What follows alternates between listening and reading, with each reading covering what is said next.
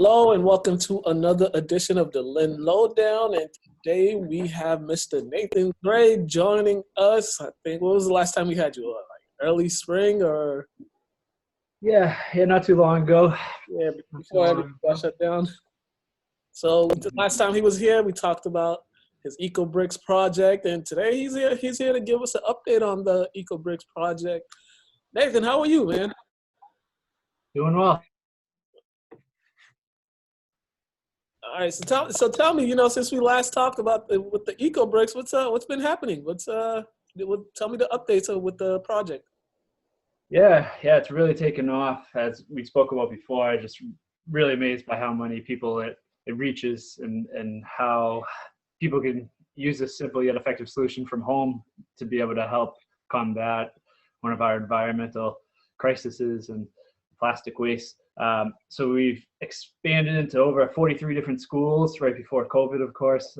Starting to get things back in there a little bit more, but kids are taking them on in schools and entire schools or some smaller groups, environmental groups and such. A lot of people are doing from home now with homeschooling. It's a great activity. You can collect the plastics within your own house, and the younger kids, they can weigh it and measure it and find out how much plastic they can actually fit inside these bottles. Really good homeschool project. Mm-hmm. And you also had, I know I've seen you a couple times at Lynn City Hall. You was also working in talks with the Lynn City Council with Mayor McGee. Can you tell me about some of those discussions you had with them? Yeah, those have been going really great. Lynn is stepping it up to be a city of first.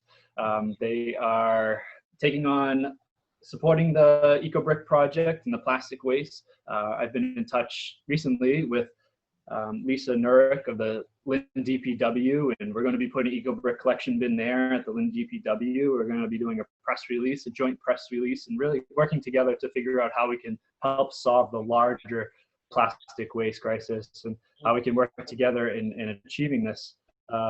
We're looking at putting other EcoBrick collection bins throughout the city as well at different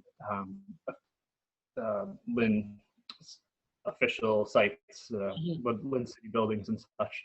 So yeah, that's going well. Is there already some in place now? We don't. It should be next week. Okay. Should be next week that we're going to have the one at the DPW. It's going to be right by the leaf collection and drop off point, right there at the DPW off of Commercial Street. Okay. But I'm going to keep you updated for as soon as they're there. Let you know, get that information out there. All right, gotcha. Now, can you tell me how COVID had impacted, how it impacted what you were doing, the momentum you had? Can you just speak on that? Yeah. I think it's made the problem a little bit worse, but things did slow down, just like all of us being home, the whole lockdown thing. We really focused on schools, so that was a portion that really came to a stop, of course, because of the schools shutting down. Though, as we've kind of starting to get back to our new normal, and we're starting to get back into the swing of things, people are starting to reach back out to me. There is a big push again for this plastic waste initiative, and there's definitely more people doing it than at home now. I think that they're seeing all the plastic waste that they have from their household, that they have every day. It's not just at the office where the trash barrel just disappears and goes someplace else. They're seeing it at their home, and they're realizing how much trash they're actually putting in there and how much of it is actually plastic. So COVID has probably brought to light the plastic waste more so than it has before. So hopefully it's a blessing in disguise in that aspect, where the additional plastic waste is making more people aware of it. Yeah, definitely. Now, I know you had. What did you do with all the collection that you had? When everything hit, what happened with all the collection, with all the items that you had collected? Did you have to store them somewhere? Yeah, well, thankfully we just collect completed EcoBricks, not just the plastic waste. We asked people to make the completed EcoBricks, so we were able to store those pretty easily. I've taken on some little side projects doing furniture out of the EcoBricks. We're using them as tables and doing some portrait designs for kind of like a mural. So the opportunity to do that a little bit more. So we have been able to handle it, and the people have been holding them at home for a little bit longer, but now we are accepting them again, accepting the collection. So I know, and we're moving closer into 2021. So, these last few months, were you hoping, as far as contributions to the community, what is just your hopes for the next, towards the end of this month, the year, these last 3 months we have of the year? Yeah, we have some sites that we really want to do the projects for. One of the sites is in Newbury, and we need 12,000 of them. We're in the hundreds and not in the thousands just yet for the actual collection. So it's definitely slowing things down some, but at the same time, I'm hopeful that we'll get enough of the completed eco bricks to continue to move forward and move on to building other projects. Mm-hmm. Yeah. So, when you first started, was Newberry was the first, was Newberry School, they were the first school? Yeah, in Thurgood Marshall and Lynn as well. Yeah, so those two schools, they were the first two to to have the students take on this project. Can you tell me what are some other schools that came along, if any? Yeah. Like I said, there was 43. I can't even keep track anymore, but I believe we've in Lynn, for instance. I think St. Mary's took it on. I know I was talking to the Lynn School Committee for Earth Day. All the students in Lynn, I think it's 16,000 students in Lynn, we're all going to build an eco brick, and that it shows the magnitude of how much plastic there is out there, so how fast it can be collected. So I think we're going to shoot for that again. Coming up this next Earth Day, for everyone to do an eco brick on that day. So there's all sorts of different schools to the North Shore, Masco Environmental Club. I know some work being done at North Shore Tech. We just got into Boston as well. We were working with Susan Casino, who's the Boston recycling director. So he's got into the Boston public schools recently. So I do expect a big influx and more projects going on, and try to localize the project. So for Boston's, for instance, we'll use those eco bricks within Boston and build a project on city property there. Mm-hmm. Talking about a story. Yeah, definitely. Now, I just forgot my question. No worries. Oh man, I forgot my question.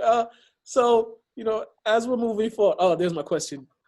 As we're moving forward, has there been any other nonprofit organizations that you guys have collaborated with, or are planning to collaborate with, or are in talks of collaborating with? Yeah, we've been working with the Community Path Coalition in Lynn. They did a bottle cap drive for their path project, and the bottle caps are all plastic bottle caps, and those are going to be shredded down, melted, and refurbished into new plastic, so 100% plastic. So they plan on doing park benches, and it seemed like they had some problems with the company that was going to do the benches for them. I believe it was actually a fire in the warehouse, so they weren't able to do it. So we took on their plastic caps, and since the eco bricks kind of focused on soft plastics, but we do want to spread our ability to recycle plastics into the harder plastics, like these bottle caps and polypropylene. It's one of the easiest plastics to recycle. So we collected all their bottle caps. I went and picked it up the other day, filled up the whole back of my truck. It's got to be 700 pounds or something. And we're going to shred all those bottle caps down and melt them, turn them into just kind of a wood form for a park bench along the pathway, plastic form. And so we're working with them. That's going to be a great project, and that's the idea, is to really get into other avenues of recycling plastic and remanufacturing plastic. So these machines, they're precious plastic machines, and they're able to shred down plastics that we use. And we're doing collections at people's houses. People are helping to contribute through donations to help keep the value on the plastic. So we can then purchase these machines and really start to handle a large amount of them. The idea with the Lynn DPW is to be able to take on all of Lynn, a lot of Lynn City's plastics, and repurpose all of that. So that's where we're moving for in the future. All right, awesome, awesome. And then, and lastly, before we get out of here, just if people have any questions or if they want to donate, if they have stuff in their house that the waste, plastic waste that you're talking about that they want to donate to you, please let them know how they can do that and how they can reach you. Yeah, they can go to the website www.ecobrick, ecobrick.us, ecobrick.us.